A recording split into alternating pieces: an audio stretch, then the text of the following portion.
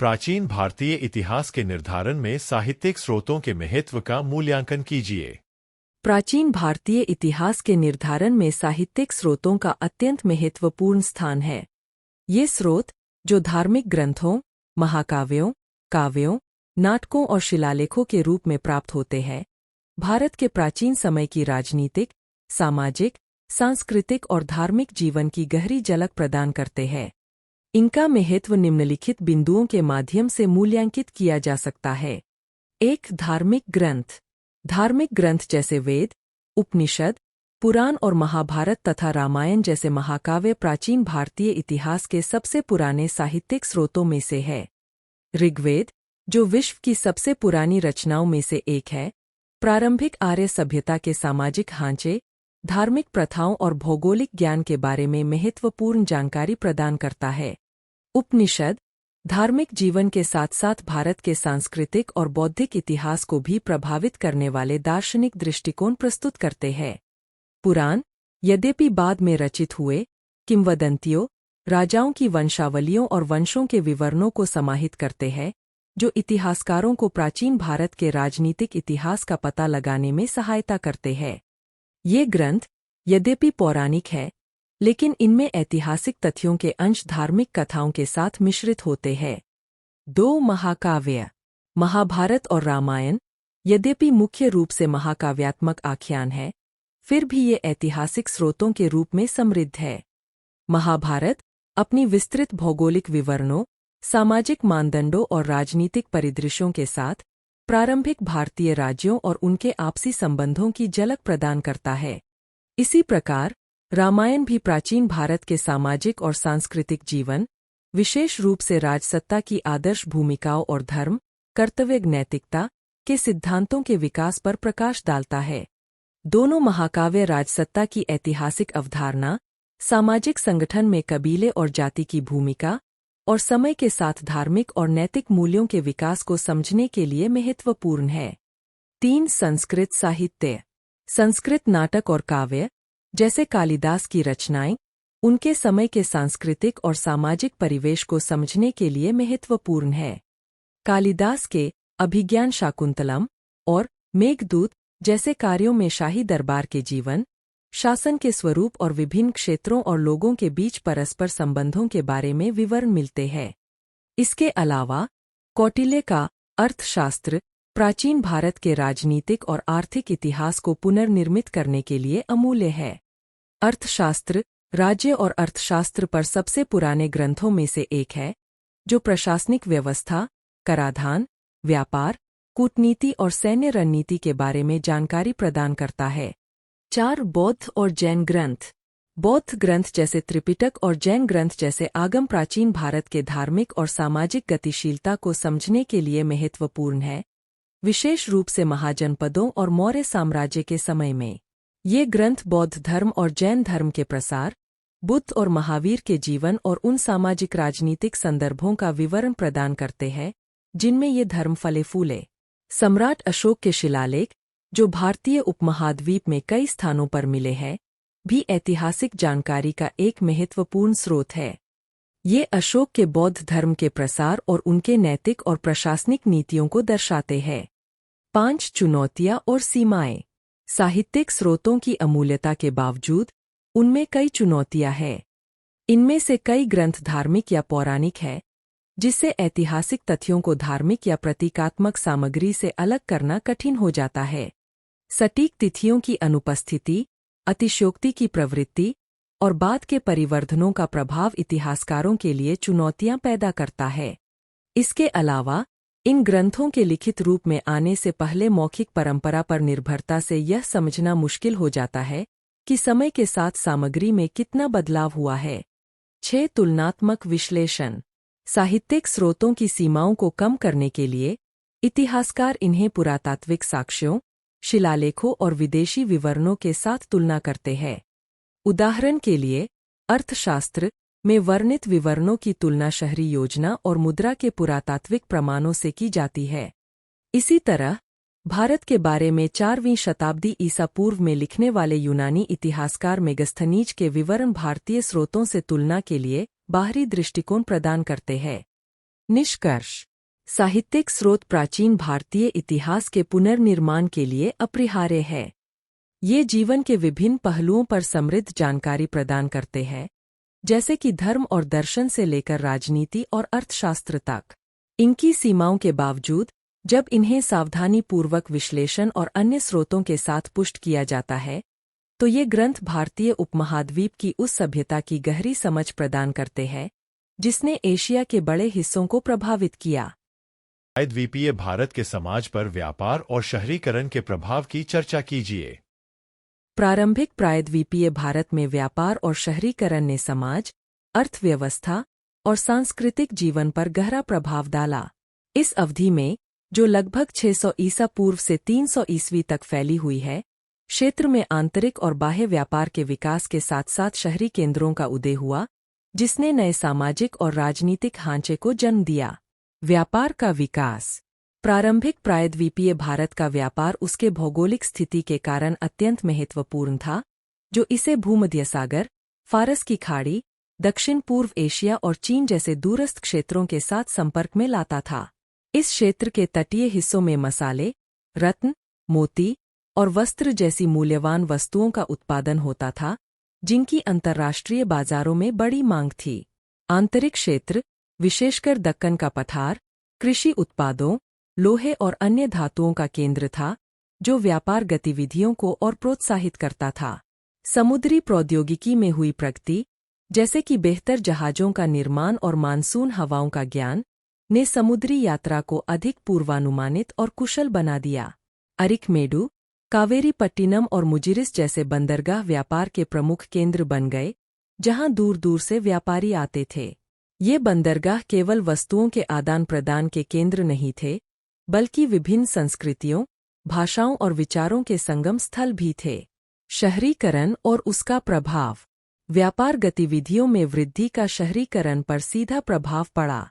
व्यापार से प्राप्त संपत्ति के कारण शहरों का विकास हुआ, जो प्रशासन, संस्कृति और धर्म के केंद्र बन गए। प्रायद्वीपीय भारत में शहरीकरण तटीय और आंतरिक दोनों प्रकार के शहरों के उदय से परिलक्षित होता है। तटीय शहर मुख्य रूप से व्यापारिक केंद्र थे, जबकि मदुरै, उज्जैन और अमरावती जैसे आंतरिक शहर राजनीतिक और धार्मिक केंद्र के रूप में विकसित हुए। शहरीकरण ने प्रारंभिक प्रायद्वीपीय भारत की सामाजिक संरचना में महत्वपूर्ण बदलाव लाए। बढ़ते शहरों ने कारीगरों, व्यापारियों, श्रमिकों और प्रशासकों सहित विभिन्न जनसंख्या को आकर्षित किया। इस विविधता ने नए सामाजिक वर्गों के उदय और वर्ण व्यवस्था में परिवर्तन का मार्ग प्रशस्त किया।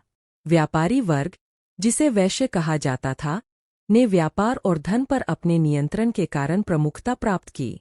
यह आर्थिक शक्ति धीरे धीरे सामाजिक और राजनीतिक प्रभाव में परिवर्तित हो गई, जिससे ब्राह्मणों और क्षत्रियों की पारंपरिक श्रेष्ठता को चुनौती मिली। शहरों के विकास ने बुनियादी ढांचे, जैसे सड़कों, जलाशयों और धार्मिक संस्थानों के विकास को भी प्रेरित किया। शहरी केंद्र सांस्कृतिक और बौद्धिक गतिविधियों के केंद्र बन गए, जिससे कला, वास्तुकला और साहित्य में प्रगति हुई। उदाहरण के लिए, अमरावती और नागार्जुनकोंडा जैसे शहरों में स्तूप, मंदिर और अन्य धार्मिक संरचनाओं का निर्माण क्षेत्र की समृद्ध वास्तुकला धरोहर का परिचायक है।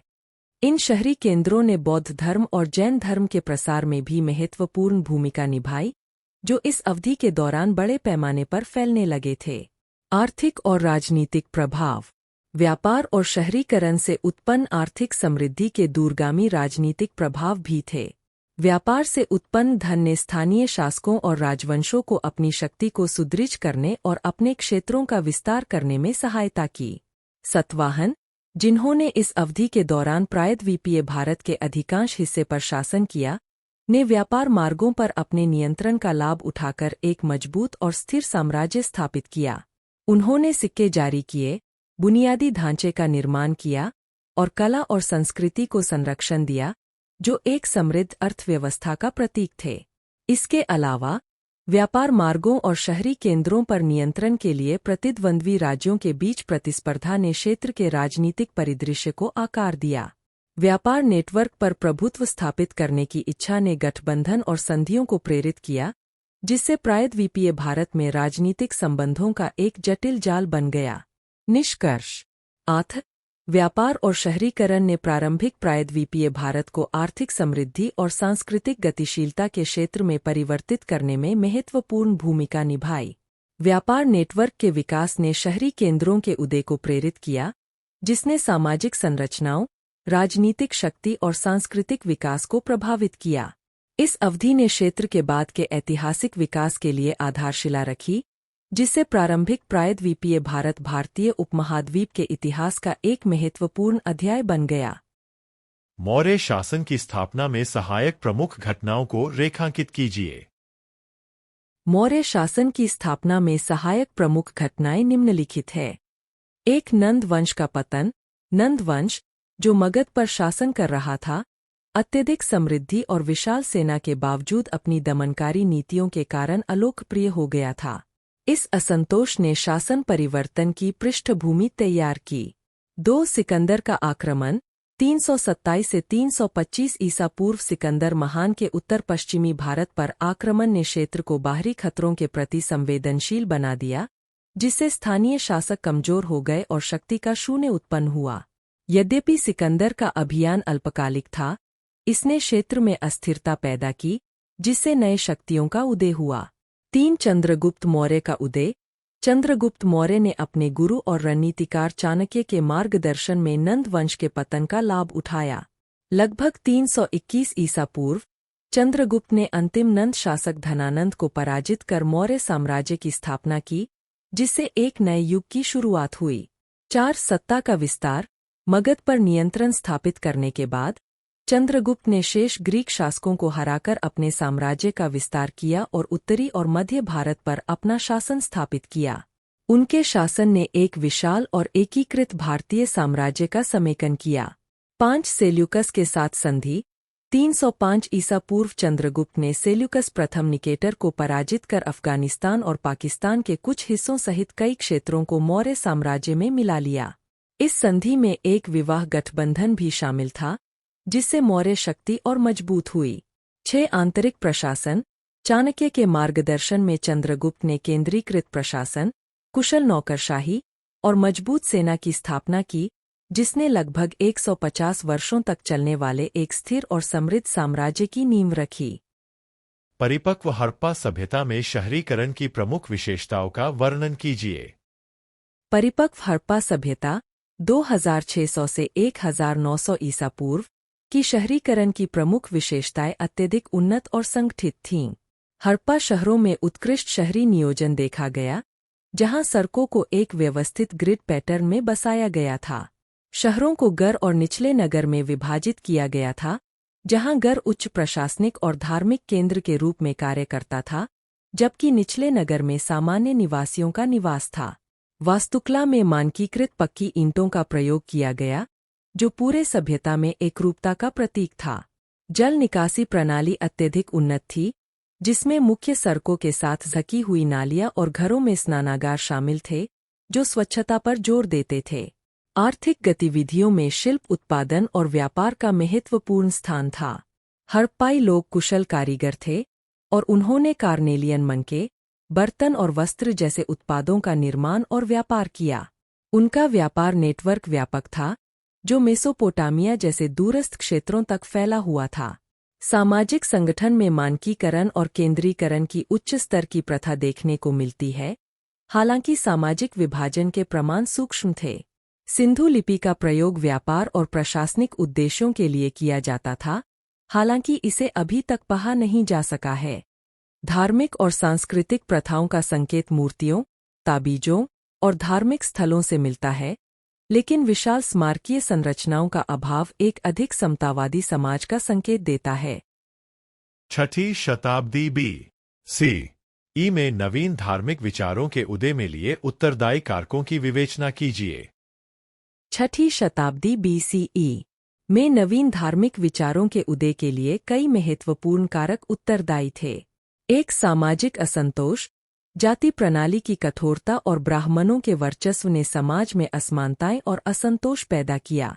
निचली जातियों और सामान्य लोगों के बीच ऐसी धार्मिक विचारधाराओं की खोज बढ़ी, जो आध्यात्मिक समानता और नैतिक आचरण को अधिक महत्व देती थीं, न कि केवल कर्मकांडों को।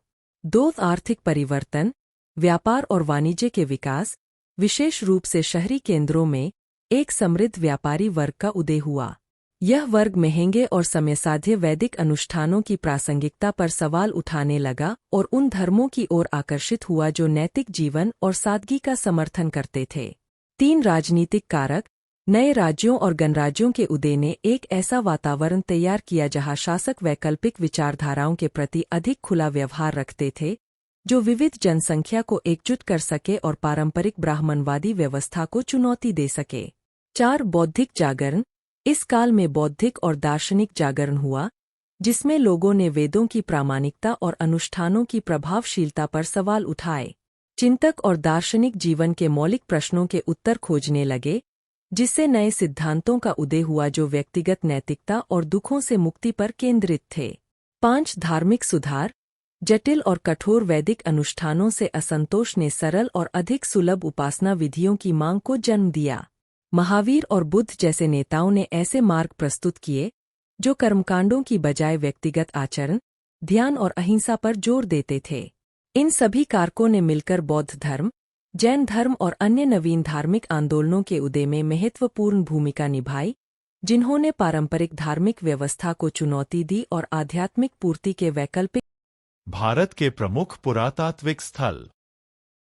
भारत के प्रमुख पुरातात्विक स्थलों में निम्नलिखित शामिल है। 1 हड़प्पा और मोहनजोदड़ो, सिंधु घाटी सभ्यता के प्रमुख स्थल, जो उन्नत शहरी योजना और वास्तुकला को दर्शाते हैं। 2 सांची, बौद्ध स्तूपों के लिए प्रसिद्ध, जो प्रारंभिक बौद्ध कला और वास्तुकला का उदाहरण है। 3 अजंता और एलोरा गुफाएं, चट्टानों को काटकर बनाई गई गुफाएं, जिनमें बौद्ध, हिंदू और जैन परंपराओं की जटिल मूर्तियां और चित्र है। 4 हम्पी, विजयनगर साम्राज्य के अवशेष, जो शानदार मंदिरों और महलों के लिए प्रसिद्ध है। 5 खजुराहो, मंदिरों की उत्कृष्ट मूर्तियों के लिए प्रसिद्ध, जो जीवन के विभिन्न पहलुओं को दर्शाती है। पर्यावरण और मानव बस्तियां। पर्यावरण मानव बस्तियों को प्रभावित करता है और यह निर्धारित करता है कि लोग कहाँ और कैसे निवास करते हैं। जलवायु, भौगोलिक विशेषताएं और प्राकृतिक संसाधनों की उपलब्धता जैसे कारक बस्तियों के पैटर्न को आकार देते हैं। उपजाऊ भूमि और जल स्रोत जैसी अनुकूल परिस्थितियां कृषि आधारित समुदायों के विकास को प्रेरित करती है, जबकि कठोर जलवायु और कठिन स्थलाकृति की स्थिति में बस्तियां सीमित या घुमंतु हो सकती है। पर्यावरणीय चुनौतियां, जैसे प्राकृतिक आपदाएं या संसाधनों की कमी, बस्तियों की स्थिरता को प्रभावित कर सकती है और प्रवास को प्रेरित कर सकती है। इसके विपरीत, मानव गतिविधियां, जैसे शहरीकरण और औद्योगिकीकरण, पर्यावरण को प्रभावित करती है, जिससे प्रदूषण और आवासीय क्षेत्रों की हानि जैसी समस्याएं उत्पन्न हो सकती है, जो बस्तियों के पैटर्न को और प्रभावित करती है। चिश्रित धूसर मृदभांड संस्कृति। चिश्रित धूसर मृदभांड संस्कृति, पेंटेड ग्रे वेयर कल्चर, एक प्रमुख पुरातात्विक संस्कृति है जो प्राचीन भारत के इतिहास में महत्वपूर्ण स्थान रखती है। इसका काल लगभग 1200 से 600 ईसा पूर्व तक का माना जाता है। इस संस्कृति की प्रमुख विशेषताएं निम्नलिखित है। 1 मृदभांड। इस संस्कृति की सबसे प्रमुख विशेषता इसका विशिष्ट धूसर रंग का मृदभांड है, जिसमें लाल या काले रंग की चित्रित सजावट होती है। ये मृदभांड विभिन्न आकारों में पाए जाते हैं, जैसे कटोरे, बर्तन और जार। 2 आवासन। चिश्रित धूसर मृदभांड संस्कृति के स्थल आमतौर पर नदी घाटियों में स्थित होते हैं, जैसे उत्तर प्रदेश, हरियाणा और पंजाब के क्षेत्र। ये स्थल बड़े, सुव्यवस्थित आवासीय बस्तियों के रूप में होते हैं। 3 जीवन शैली। इस संस्कृति के लोग कृषि, पशुपालन और संभवतः व्यापार में संलग्न थे। उनके बसाव ने यह संकेत दिया कि वे खानाबदोश जीवन से स्थायी कृषि जीवन की ओर बढ़ रहे थे। 4 समाज। चिश्रित धूसर मृदभांड संस्कृति बृहत्तर वैदिक काल और मौर्य साम्राज्य के उदय के बीच का संक्रमण काल दर्शाती है, जिसमें सामाजिक और आर्थिक संरचनाओं में बढ़ती जटिलता देखी जाती है। यह संस्कृति प्राचीन भारत की सामाजिक, आर्थिक और तकनीकी उन्नति को समझने में महत्वपूर्ण भूमिका निभाती है। पूर्व वैदिक कालीन राजनैतिक व्यवस्था। पूर्व वैदिक कालीन काल लगभग 1500 से 1000 ईसा पूर्व में राजनैतिक व्यवस्था जनजातीय और विकेंद्रीकृत थी। समाज जनजातियों में बनता था, जिसमें प्रत्येक जन का नेतृत्व प्रमुखों, राजा द्वारा किया जाता था, जिन्हें जनसभा या परिषद द्वारा चुना जाता था। सभा, वरिष्ठों की परिषद और समिति, व्यापक सभा, निर्णय प्रक्रिया में महत्वपूर्ण भूमिका निभाती थीं। सत्ता केंद्रीयकृत नहीं थी, बल्कि विभिन्न जनों और स्थानीय नेताओं में वितरित थी। अर्थव्यवस्था मुख्यतः पशुपालन और कृषि पर आधारित थी और राजा का समर्थन योद्धाओं, क्षत्रिय और पुरोहितों, ब्राह्मण द्वारा प्राप्त होता था। सातवाहन वंश। सातवाहन वंश प्राचीन भारतीय इतिहास का एक महत्वपूर्ण साम्राज्य था, जो मुख्यतः दक्षिण भारत के डेक्कन क्षेत्र में 2वीं सदी ईसा पूर्व से 3वीं सदी सी तक शासन करता था। इस वंश की स्थापना सिमुका ने की थी और इसके प्रमुख शासक गौतमीपुत्र शातकर्णी और वासिष्ठीपुत्र पुलंवी थे। मुख्य विशेषताएं: 1. व्यापार और अर्थव्यवस्था। सातवाहन साम्राज्य ने व्यापार और वाणिज्य को बढ़ावा दिया, विशेषकर रोम और अन्य विदेशी क्षेत्रों के साथ। 2. धार्मिक सहिष्णुता। शासकों ने हिंदू धर्म और बौद्ध धर्म दोनों का समर्थन किया। 3. कला और वास्तुकला। सातवाहन शासकों के अधीन कला और वास्तुकला में महत्वपूर्ण उन्नति हुई, जैसे नासिक और काले गुफाएं। 4. प्रशासन और संकेतन। साम्राज्य ने सुव्यवस्थित प्रशासन और कई महत्वपूर्ण अभिलेखों की रचना की, जो उस समय की सामाजिक और आर्थिक स्थिति को दर्शाते हैं। सातवाहन वंश ने भारतीय उपमहाद्वीप में महत्वपूर्ण सांस्कृतिक और राजनीतिक योगदान दिया।